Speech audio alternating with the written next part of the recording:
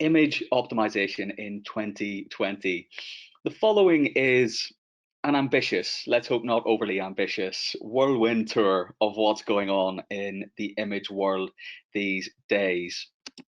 I'm going to start by looking at the bigger picture. That's actually about the only pun I have in here based on images, which took some restraint, I can assure you.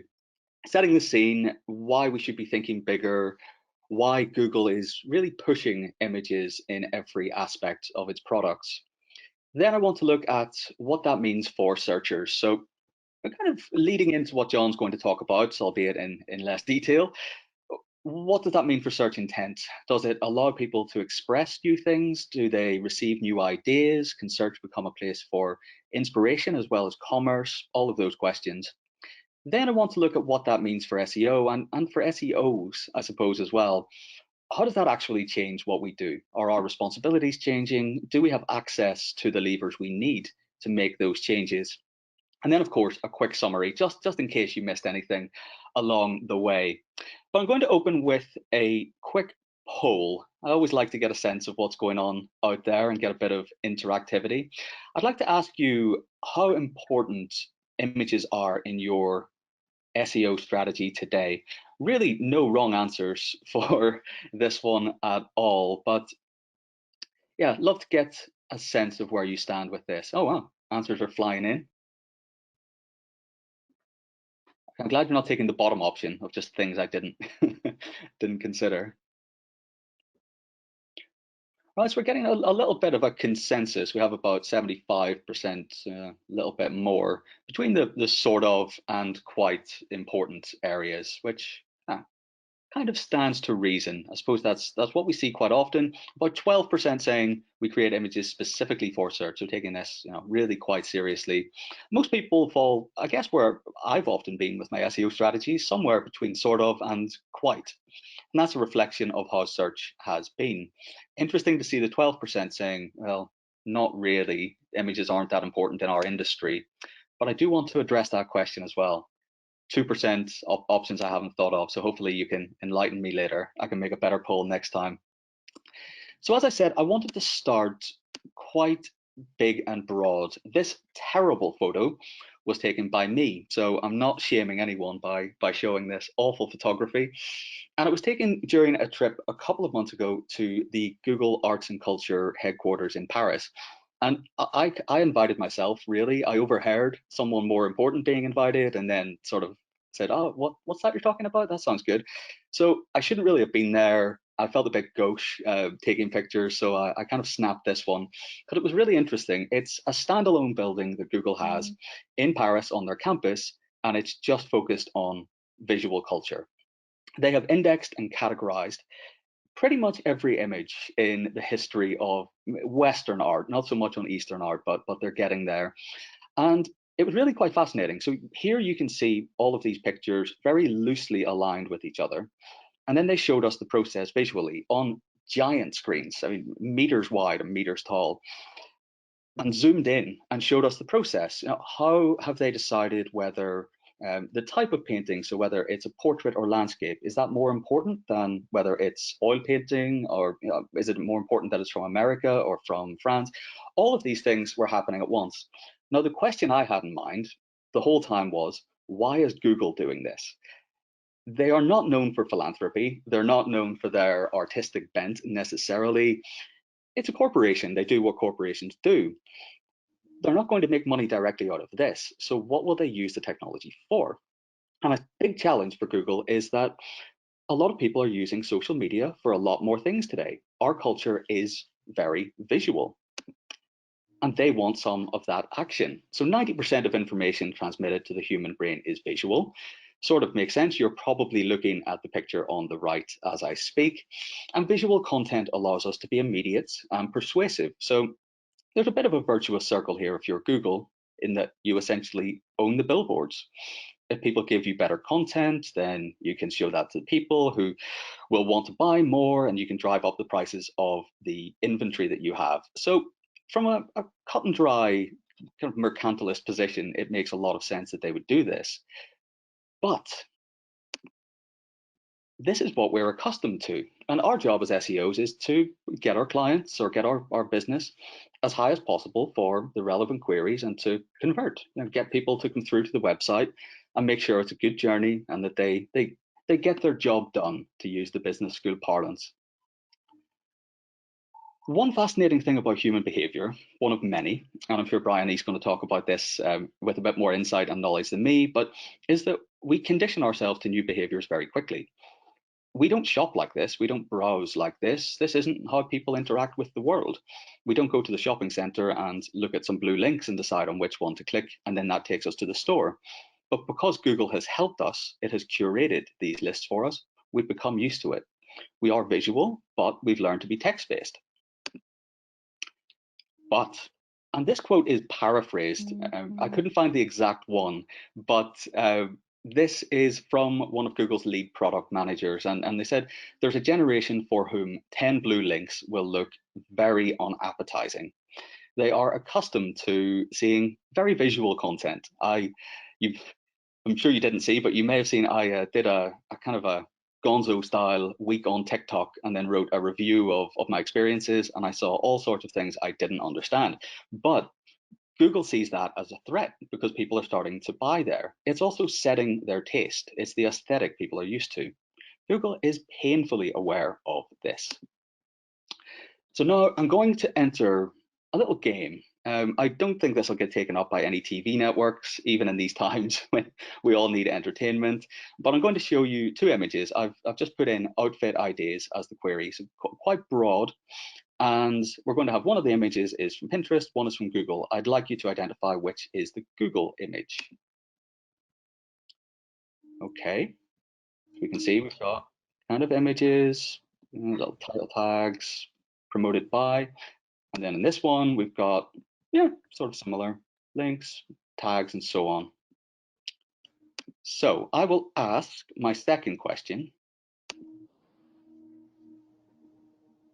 Which of those is from Google Images?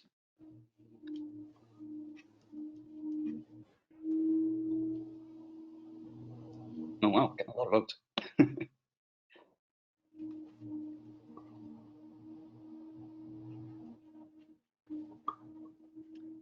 Okay, that was closer than I thought it was going to be, if I'm being completely honest. But kind of driving at the point I'm going to make in this next section, 83% saying on the right-hand side and 17% saying on the left. Now we'll start on the left. That's the Pinterest one. And it has some real benefits to it. This is their home turf, this sort of query, I suppose. It knows I'm a dude. There are lots of shoppable images, which is fantastic, but the category labels themselves aren't tailored to me necessarily. Things like 14 girls, probably not what I'm looking for. On the right-hand side, click through, we have Google. And this, when I look at this sort of Google Images result, it's really, I suppose, quite startling based on where we've been as an SEO industry, that they now have things like summer, casual, and cute at the top. How do you optimize for those, really? We can't just jam those words in alt tags and hope for the best. This is much more thematic.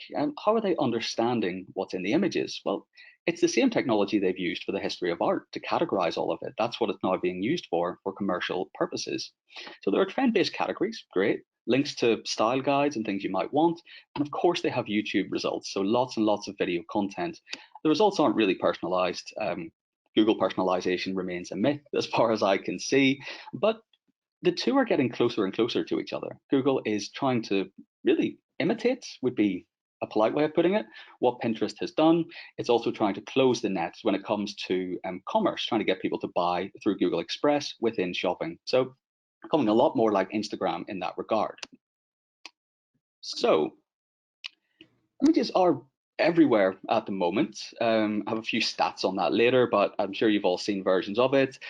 Result number one for SEO, you may have seen the Moz study recently, is going further and further down the page. But when they do show up, we see here, so this is just a search for Cadiz hotels and multiple images, so that's pretty handy, can convince people there. The one in the middle, I find really interesting because here we go. These little labels have been taken from the landing page. So this is the company, Pretty Little Thing in this instance, has put a categorization together that Google is able to take, and you can go straight through to those URLs from the SERP. Now, that's great because if your intent is behind the term jeans, it's quite broad. You're in the market, it's slightly commercial, but it's not fully formed. You don't know what you're looking for. That's where we talk about the age of assistance. This is really it. This is us giving someone ideas, giving them little nudges so they can go straight to what they were looking for without even knowing they were, if that makes any sense whatsoever. And on the right hand side, I quite enjoy this gentleman who has posted a picture of himself in our, well, a local clothing store in Tooting in London, just outside the changing rooms. Not much you can do to control those sorts of pictures. But we all know, of course, that this is people helping to train the algorithm. You're putting up pictures of jeans and saying, this is a picture of jeans. That's pretty handy fuel for them. So images are everywhere. Google wants us to search using photos, so moving more into visual search than just plain old image search. And one of the points I hear around this, and I think it's certainly a valid point, I'm not coming at this with any uniform recommendations, is well, it doesn't really matter for our industry. People aren't searching for that sort of thing. We're B2B or something. We work with PDFs, and yeah, we can jazz them up and make them look nicer. Visual, everything is visual in some sense. They're going to use their eyes, aren't they? But we don't need to invest in lots of images. I would say, though, it's a low cost way to really trial a few things. So the technology is the same. That technology that is categorizing the history of art is being used for insurance. It's auto generating some categories, so health, business, car, and so on. But the search engine can't generate images, it can't even adapt our images. We need to produce them. It's a highly sophisticated conduit between us and our audience. And you can see these are not the high quality images you might expect. Now, I've just chosen this as an illustrative example. I don't think this is how people get their insurance. It's certainly not how I get mine.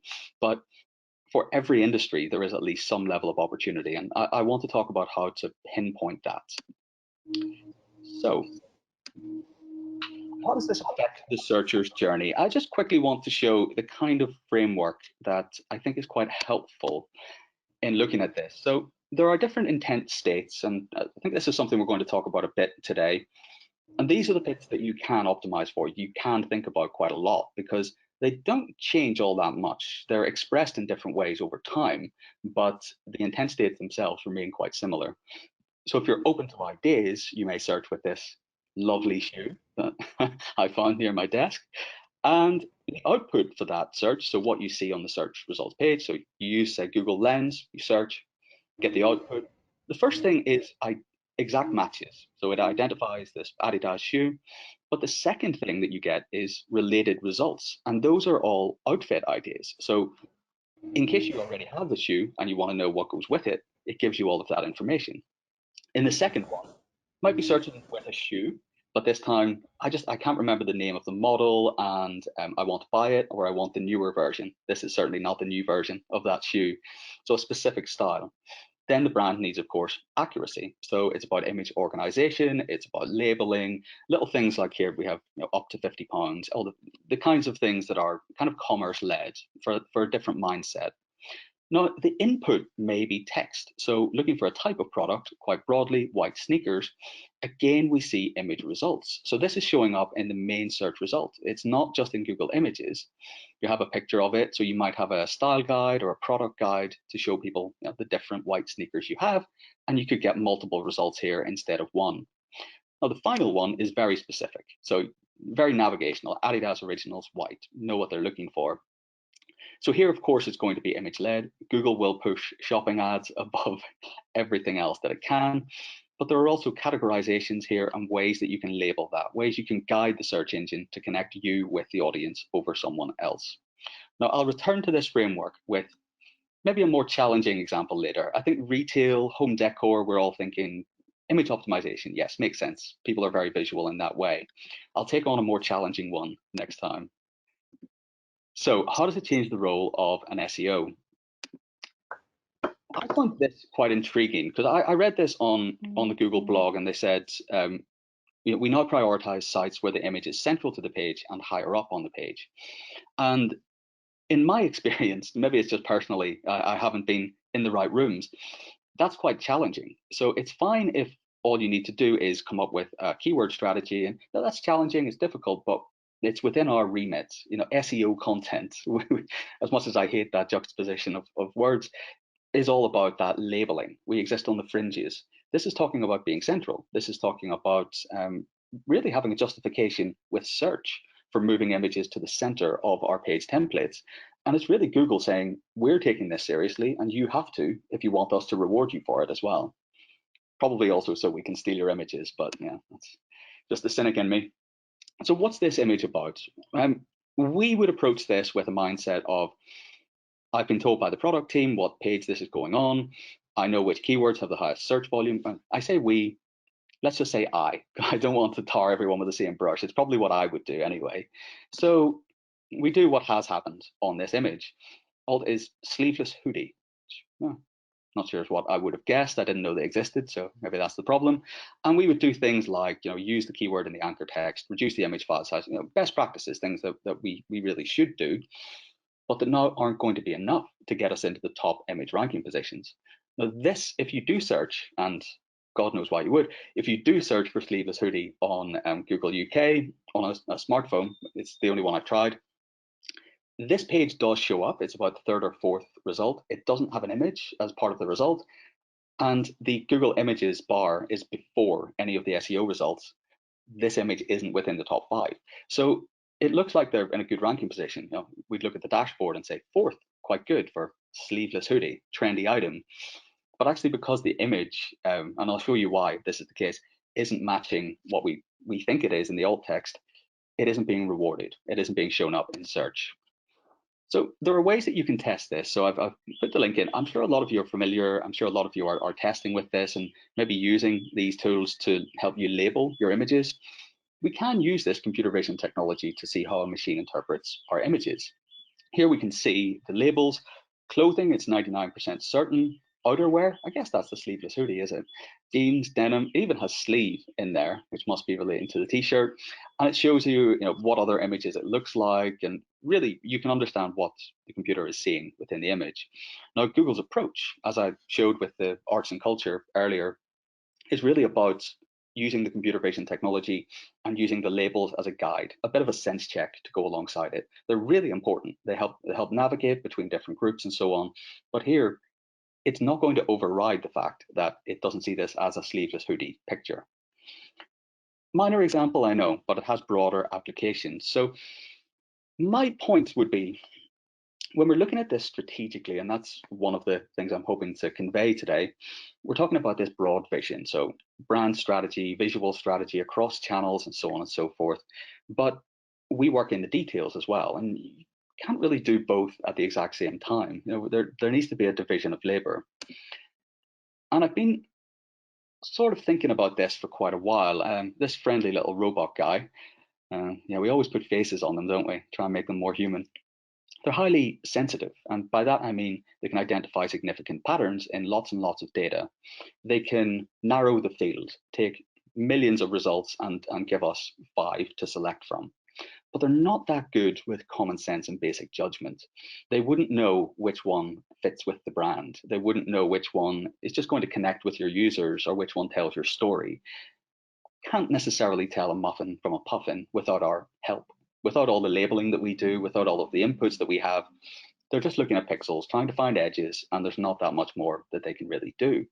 But they are highly sensitive and they can work at scale. Now, this friendly chap is highly specific. So he's excellent at applying judgment to limited options. So as I said, which ones fit with the brand, which ones help tell the story, and so on.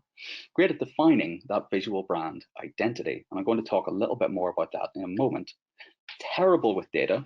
No matter, we all say we're data driven, we're awful at it. We look at dashboards and our brains turn to mush, even if we think we're seeing insights. We're not that good with lots and lots of data, and we're not good under pressure. I'll speak on my behalf there, but in general, we're not that good compared to the machines. We can already see this in action, though. This partnership that will be defining for the next, I think, 10 years. I think Google's natural language processing has been the most important form of AI over the last 5, 10 years for SEO. I think computer vision will at least join it alongside, yeah, kind of at the top. NLP will still be important, but computer vision equally so. The search engine, if it knew what you wanted, it wouldn't give you a search results page. There's no point. If it knew, why would you bother? It's giving you a lot of options and essentially saying, I reckon you want one of these. Please choose. Preferably choose one of the paid listings at the top if you don't mind. So that's kind of how we're working with image labeling now. We can come up with the strategy, but we can use things like AutoML to auto tag the images. But the clever thing is we can give it 3 different options, for example, and we just need to tick the box of say, what is this about? Which product is this? So all the hard work is done, and we can use our human skills for being very specific to just select and refine what the machines have done. Here's a technology you can use, PyDatametrics. This is, I mean, I'll be honest, it's my go-to for this sort of thing. From a strategic standpoint, looking at SERP features, changing landscape and so on. Yeah, as an external person, I'll say I'm a big fan of that. We can go in and look at things like a search term group, so coats and jackets. 62.3% of queries are triggering results within the first page. We can look at that over time, and that helps us prioritize our efforts.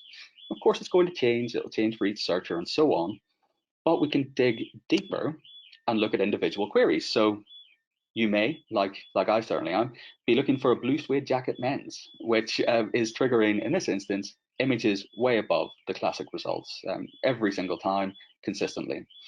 Most of the time, there's a people also ask sort of thing, but not always. So images would be something to prioritize. So you've got a kind of a use case here, something you can test and work and see if you're getting more clicks based on the images. So my final point, I told you it's an ambitious whistle-stop tour through image optimization. So what content should you be creating? How do you match this new demand with your supply? Well, let's take a tricky one. So business insurance, you can see here the images are underwhelming. It depends if you like clip art and that sort of thing, but yeah, not really saying too much. But let's look at this as a category. And apologies, bit of a busy slide, not that visual, ironically. Intent state, so open to ideas. Your input could be, do I need insurance for my business? It's a serious query. The output is normally quite text laden. But you could have things like podcast episodes where you could try and target this sort of query, move people towards that, because images are still showing up on page 1. Videos, of course, would be a good way of doing that. Even charts, processes, step by step, matching that intent quite directly with fitting content. So in the market, you might look for business insurance quotes, and here you see we have our results here, and then we have images in second position, which is pretty high. And yeah, clip art, smart art, nothing really too interesting there. And you can have something like a step-by-step guide. You have a link to your calculator for business insurance quotes and so on, just something to pique the interest. Looking for a specific product. So legal expenses insurance I've put in here. And this has a little gavel, so that's great, but it doesn't tell you anything about the brand. The whole point of this should be to make that connection, to persuade people a little bit. If you were to take all of your product pages in insurance and even take your stock images, but apply a brand filter over them, because Google starts to understand the connection. It knows that ones that are shaded in certain ways relate to certain brands, and it's getting much cleverer at that. You could really own that space, because nobody else is trying to rank for these images. So if you had that and it was distinctively your brand, I'm thinking of one brand I used to work with who have fantastic images, but they're part of the broad template on their insurance pages, and they aren't, they can't be used for search. They can't be pulled out as standalone assets. That's such a wasted opportunity when no one else is doing it. But anyway, so credentials and things, we've served 20,000 people in your industry. We really important things for insurance. And then ready to buy, well, yeah, it might just be the brand name. And Direct Line have done a pretty good job here, actually. They've got the Teenage Mutant Ninja Turtles up there on their YouTube channel, but owning that space with a lot of a kind of visual identity. So in summary, image optimization today, and I'm more than happy, of course, taking your questions today as we go, but also, yeah, feel free to reach out afterwards and all sorts. Search Clark Boyd on LinkedIn. There's not too many of us on there. So a quick little recap. So images can allow SEO to take a more central role in the key function of marketing. We are in the business of encouraging people to take actions. That's what it should all be about. What are we using our images for? What is the purpose? What do we want the next step to be? Why would a search engine search this? It's trying to match intent to content. Why is our content the right option? Image organization is crucial. It's not the glamorous stuff, but tagging trends, product categories, styles, being accurate with labels, all of those things are hugely important. And incorporate images into your page templates. Show that they're important to you. If there's a business case for that, you need to match that with how you put them within the page, make them central, make them part of the journey, something to convince people. And use technology to understand how a computer sees your images. We look at images and we have an idea of what another person will see.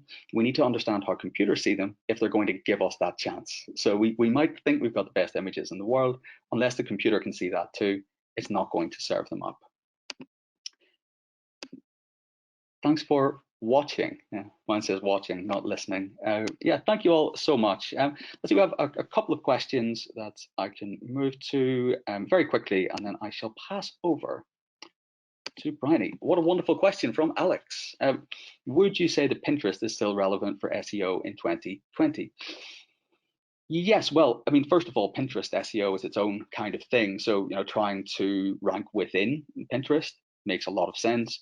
A lot of the images that rank in there tend to have the keyword on the image, and Pinterest says they use this. I'm actually doing a presentation about this tonight, so I'm up to speed with how they work. They do use text on images to understand the content, so it's a different sort of approach, not quite as deep learning-y yet. But one thing that's interesting with Pinterest is they're a very strong domain. Their results rank very frequently through Google. So if you're able to rank with one of the boards there, that can also be really, really valuable, and it's a good way to kind of leapfrog other people. Hi, Rebecca. It says, are there any stats on how much of a share of traffic might come from people clicking on image results? Yeah, I mean, the most recent we have is based around Google Images, which says about 20 odd %. We're not getting that data anymore, unfortunately. We can see on a business by business basis, so we can obviously see whether they're clicking through the images tab.